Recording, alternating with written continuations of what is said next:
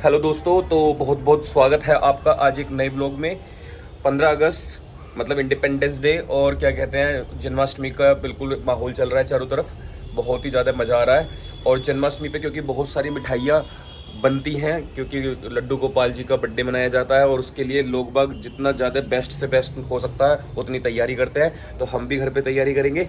उसी से रिलेटेड, तैयारी से रिलेटेड जो पहली मिठाई आज हम बना रहे हैं जन्माष्टमी के लिए, मतलब लड्डू गोपाल जी को भोग लगाने के लिए सब कुछ घर पे ही बनाएंगे, कुछ बाहर से नहीं बनाएंगे, मंगाएंगे। सब कुछ मटेरियल जो होगा बिल्कुल फ्रेश, बेहतरीन और मतलब साफ शुद्ध घर का होगा। तो सबसे पहले जो लौकी की बर्फी होती है उसको बनाएंगे, जिसको घिया की लौज भी बोलते हैं।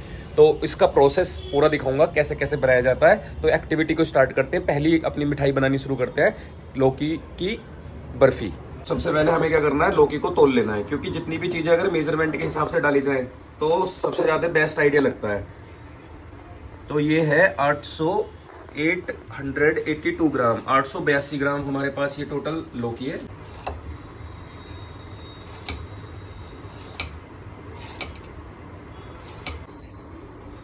अब ये हमारे लिए लौकी हमारा छिलके तैयार है। अब इसको हमें बीच का जो पोर्शन है इसका वाइट वाला, ये जो बीज वाला, इसको थोड़ा सा ऐसे बीच में से कट सा मार के निकाल लेना है, जिससे हमारे पास ये बीज वाला पोर्शन हट जाए। वरना फिर बर्फी के अंदर बीज आएंगे, जो कि बिल्कुल भी ठीक नहीं है। थोड़ा थोड़ा बस, ज़्यादा गहरा नहीं करना है, थोड़ा थोड़ा ऊपर ऊपर से उतार लेना है हमको ये।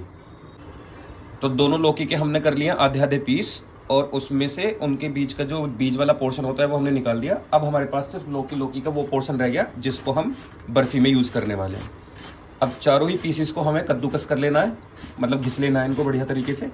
और एक बार जब ये घिस जाएंगे तो उसके बाद आगे की एक्टिविटी को स्टार्ट करेंगे। तो पहले इनको घिस लेते हैं। अच्छा, एक काम जरूर करना, जब आप इनको घिस रहे हो तो घिसने में टाइम लगता है, तो एक भगोने में, कटोरे में, जिसमें जितना भी आपके पास क्वांटिटी हो उस हिसाब से पानी भर लेना, इसलिए कि ये काला होने शुरू हो जाता है। तो हमें क्या करना पड़ेगा, इसको जितना थोड़ा थोड़ा कसता रहेगा उसको हम थोड़ा थोड़ा करके वापस पानी में डालते रहेंगे, इस तरीके से। इसको पानी में जरूर छोड़ते रहना, इससे इसका कलर काला नहीं होगा। ये ऐसा जैसा बना हुआ है ना सफ़ेद, ऐसा ही रहेगा, मतलब हरा सफ़ेद सा जो है इतना ही इसी तरीके का बना रहेगा।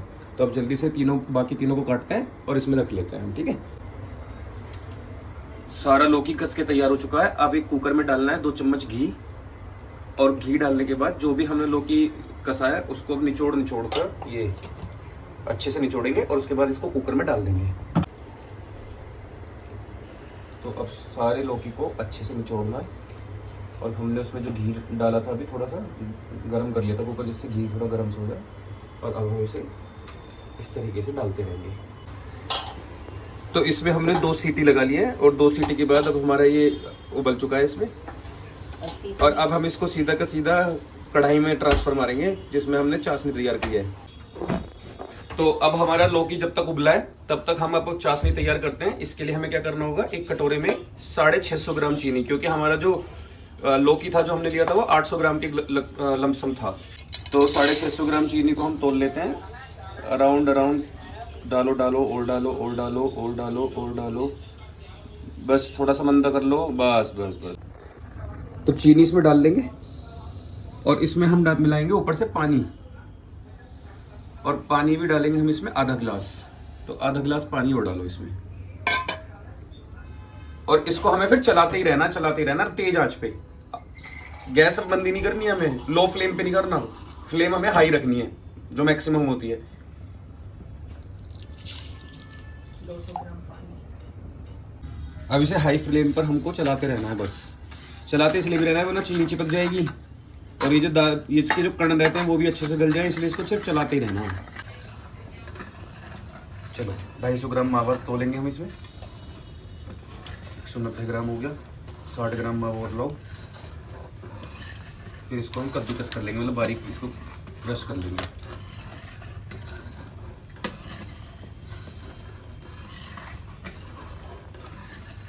ग्राम बिल्कुल परफेक्ट। और जो चाशनी है देखो, बिल्कुल चीनी बिल्कुल घुल चुकी है, फिर तैयार हो चुकी है। इसमें अब 4 तार खिंच चुके हैं। अब इसमें हमें ऐड करना है जो हमने लौकी उबाला था, ठीक है।